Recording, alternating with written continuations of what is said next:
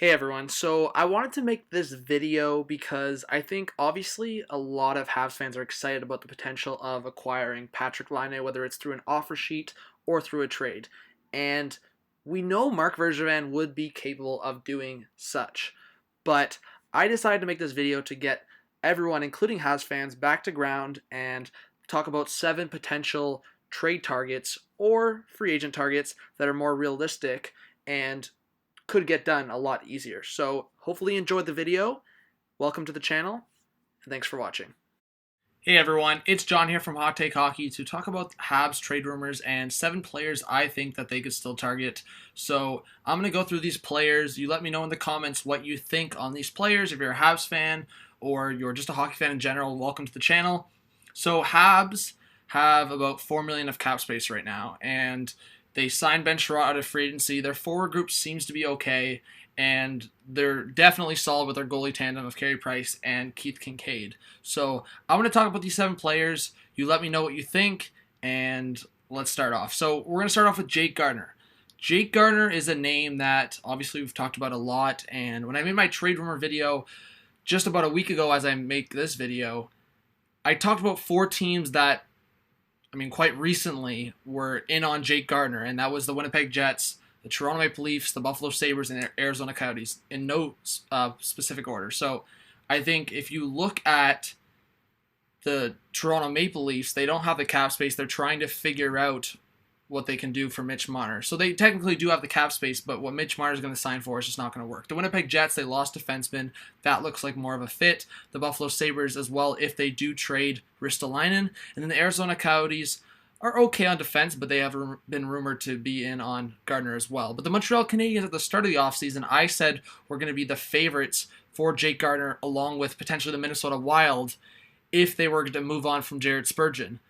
But now, with Ben Chiarot signed, it seems like they have their top 4. So that's what I'm going to talk about here. Jake Gardner, can he fit with the Habs? Well, the one scenario would be him signing a longer-term deal, which I don't see in the future for Jake Gardner at this very moment, especially with the concerns around his back injury. Even if it was 3-4 years, let's say. That kind of slides Victor Mete down the depth chart. Unless you're trading Jeff Petrie, potentially, and sliding Ben Chiarot to the right side, that would mean either Mete or Gardner coming down to the bottom pair, or Ben Chiarot coming down to the bottom pair, and you just kind of sign Ben Chiarot to, in my opinion, be the partner for Jeff Petrie. So we'll see what happens there. I think Jake Gardner would have to make a decision, and I think if he was to take a smaller term deal, then the better fit would be a team like Winnipeg, where he can kind of flash his stuff a little more, where he can show his skill, where he can make it a prove-it deal for him. But with the Montreal Canadiens, there would be a risk that he would get a reduced role on the bottom pair. And I'm not sure that would go down in that sense, because I do think Jake Gardner provides a lot more offense over a guy like Ben Chiarot, and he has a lot more experience over a guy like Victor Mete. But maybe the Montreal Canadiens see it a different way. So I do think the Canadiens will be in on Gardner, but there is definitely some concerns there. So next up, Ben Hutton. So Ben Hutton is a free agent. He was not qualified by the Vancouver Canucks.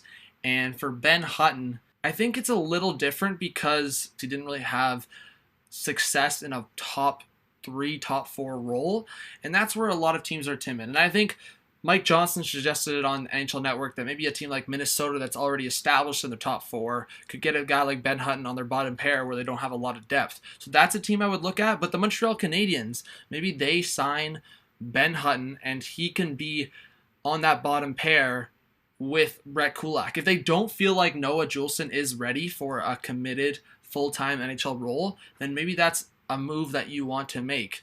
Hutton would be definitely a bottom pair guy right now signing a new deal versus Jake Gardner, who wants a top 4 role. So that's where I kind of just separate those two and make Ben Hutton kind of a target for the Montreal Canadiens potentially. But then I kind of move back to a top 4 guy in Cam Fowler. So I talked about it before the trade deadline, the Montreal Canadiens potentially targeting Cam Fowler.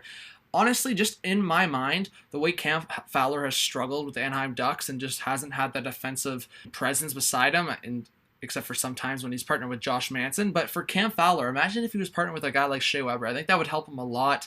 I think Cam Fowler could get a fresh start with the Montreal Canadiens. And then, of course, yeah, in that scenario, Victor Mete or Ben Chiarot would slide down. But I do think Cam Fowler, you could slide maybe a bad cap over I'm looking at it. Maybe a guy like Arturi Lehkonen, he's not a bad cap hit, but maybe he needs a fresh start as well. It's definitely an interesting scenario. I think for the Anaheim Ducks, they're kind of in the middle here. They have a lot of young guys coming up, but maybe they do want to retool in some sense. So I think the Montreal Canadiens, Jake Gardner, then Ben Hutton, Cam Fowler, those are 3 defensemen I could see them targeting. But let's go to a hot take. We love hot takes on this channel.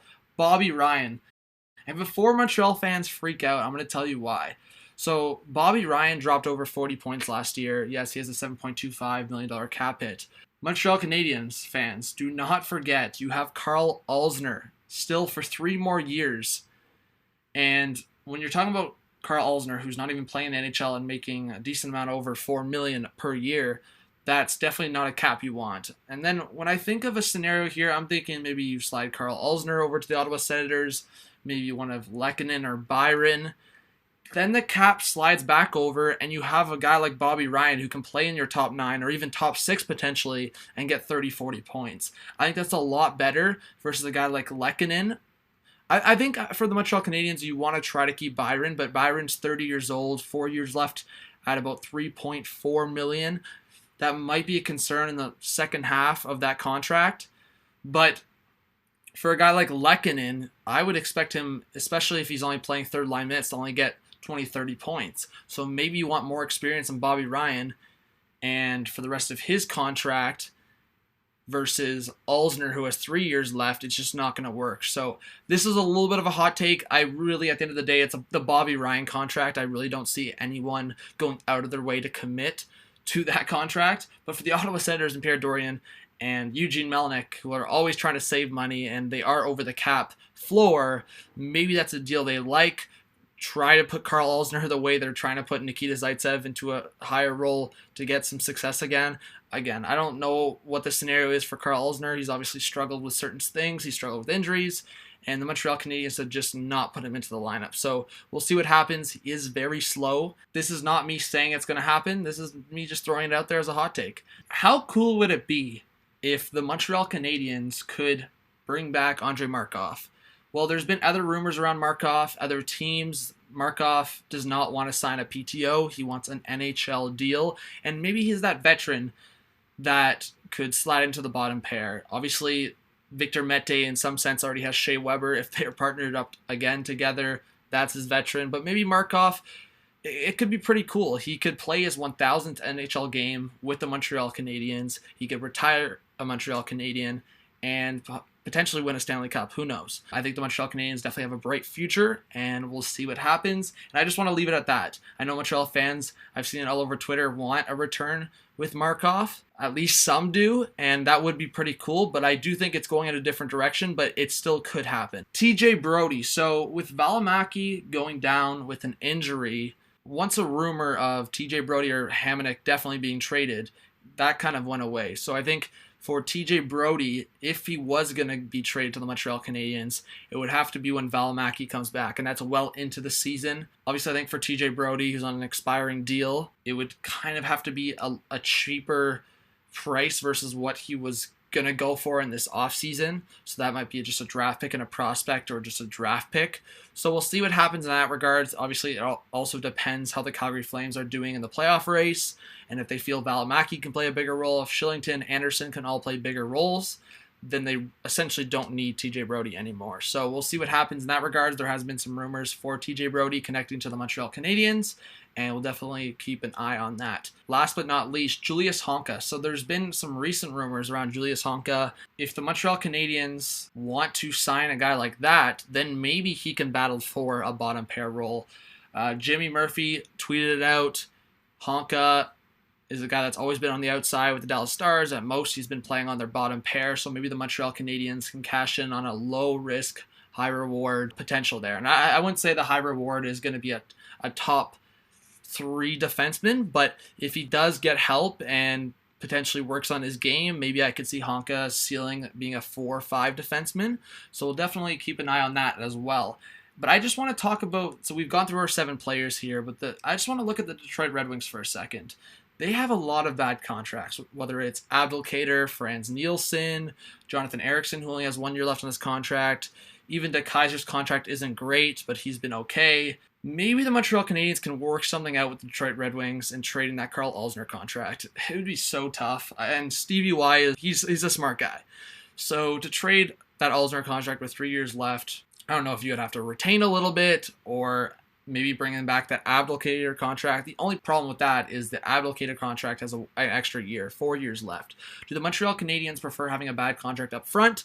They did make that trade, trading Schlemko to the Philadelphia Flyers in exchange for Dale Weiss. And that was the trade I actually predicted, weirdly enough. I'll put that video link in the description. Bergevin's one of those GMs that's always very active in trying to make the crazy deals. He did at the draft kind of just sit there in the weeds. He waited and waited till that 15th overall pick, and the Vegas Golden Knights actually offered their first round pick 2 picks later, 17th overall, and a 3rd round pick for that 15th overall pick to draft Cole Caulfield. And Bergevin just waited that whole time.